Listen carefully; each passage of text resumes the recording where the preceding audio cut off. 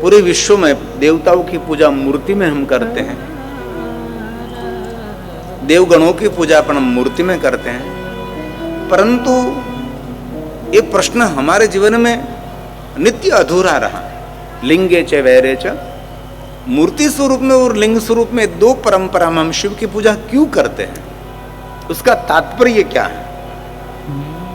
उसकी महिमा कहने के लिए कुछ प्रयास करो आप। और हम सभी जानते हैं ज्यादातर भगवान शिव की पूजा हम शिवलिंग स्वरूप में करते हैं। प्रयाग तीर्थ में सभी महात्माओं ने भी सूत पुराण को यही प्रश्न किया था कि हमारे मन का संशय दूर करें आप। सभी देवताओं की पूजा एक प्रतिमा और मूर्ति में हम करते हैं, लेकिन शिव की पूजा मूर्ति में भी हम कर सकते हैं और शिवलिंग में भी हम कर सकते हैं। इसी समय सूत पुराण ने कहा, आपने जो मुझे प्रश्न किया है संपूर्ण तो मैं आपके समक्ष उसका वर्णन नहीं कर सकता, क्योंकि अत्र वक्ता महादेवो, उसका वर्णन तो स्वयं शिव कर सकते हैं। नान्योस्ति, कोई महापुरुष भी आपके प्रश्न का प्रत्युत्तर नहीं दे सकता। लेकिन आपने जो मुझे जिज्ञासा व्यक्त की है वो पुण्य देने वाली जिज्ञासा है, लेकिन आपका प्रश्न महा अद्भुत प्रश्न है, अहोभाव प्रकट करने वाला प्रश्न है। मेरे सदगुरु भगवान व्यास जी ने जो मुझे कहा और मुझे जो याद रहा वो मेरी बुद्धि अनुसार मैं आपको कहने का प्रयास करूंगा, लेकिन अहोभाव प्रकट कर दिया आपने। सूत पुराण बोल रहे हैं, अहो मुनीश्वरं पुण्यम, आपने जो मुझे पूछा है ये पुण्य देने वाला है। बहुत लोग कहते हैं कि कथा सुनने से फल मिलता है। हमने कभी फल को देखा नहीं है। जरूर महात्मा है कि कथा सुनने से फल मिलता है, यज्ञ करने से फल मिलता है, पूजा करने से फल मिलता है, लेकिन इतना हम जरूर कह सकते हैं कथा सुनने से फल मिले न मिले ये तो मेरे शास्त्रों की बात रही, लेकिन जो नियमित सत्संग करता है, नियमित कथा सुनता है, उनको फल मिले न फल मिले, लेकिन उसका जीवन कभी निष्फल नहीं होगा, उनका जीवन सार्थक होगा। ये आध्यात्मिक मोटिवेशन है, परमात्मा के प्रति हमारा प्रेम है, ये प्रेम को जागृत करने का एक प्रयास है। हृदय में भक्ति का बीज अंकुरित हुआ है, इस बीज को इतना सुंदर घटाघट वृक्ष बना दीजिए। इसलिए कथा कोई सामान्य वस्तु नहीं, कथा हमारी ऋषि मुनियों की परंपरा है।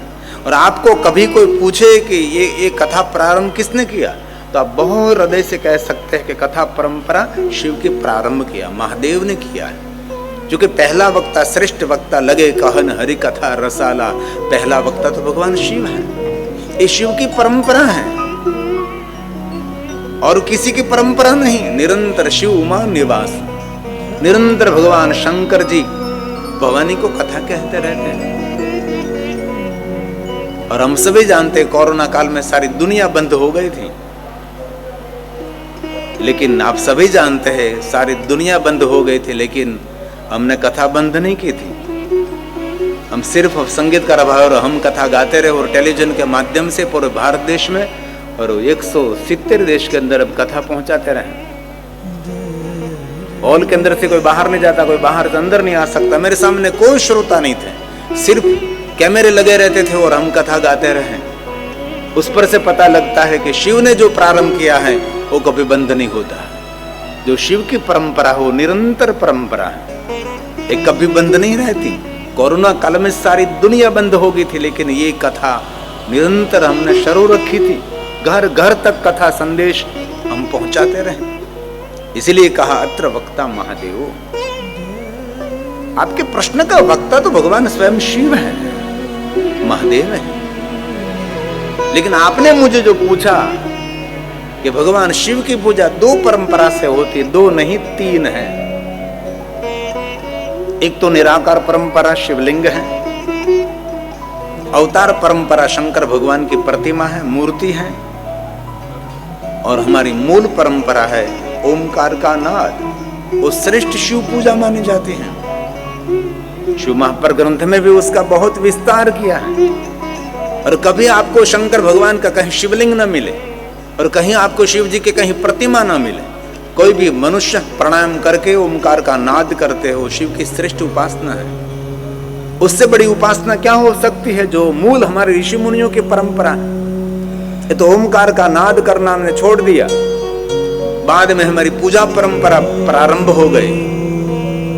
मन को एक स्थान पर स्थित करने के लिए हमने मूर्ति का निर्माण किया, और आधार के साथ, प्रमाण के साथ मैं कह सकता हूं, सर्व सिद्धांत निष्पन्नम। हमारे भारत देश के अंदर सनातन के अंदर कोई प्रतिमा नहीं थी, कोई शिवलिंग की पूजा भी नहीं थी। सिर्फ ऋषि मुनि ओमकार का नाद करते थे, और ओमकार का नाद करके पूरे ब्रह्मांड का ज्ञान प्राप्त कर लेते थे, पूरे ग्रहों की गतिविधि जान लेते थे। इसलिए हमारी मूल परंपरा है अकार, उकार, मकार, ओमकार। नाभि में से निकलता है अकार, कंठ से निकलता है उकार, और ओठ से निकलता है मकार, ओम का स्वर। ये हमारा मूल है। योगी महापुरुष क्या करते हैं? महादेव को जल चढ़ाते हैं? कभी नहीं। योगी महापुरुष क्या करते हैं? बिल्व पत्र को तोड़ते हैं? कभी नहीं। योगी महापुरुष कहीं पुष्प को तोड़ने के लिए जाते हैं? योगी महापुरुष कहीं चंदन चढ़ाते हैं? कभी नहीं। योगी महापुरुष सिर्फ ओमकार का नाद करके शिव तक पहुंच जाते हैं।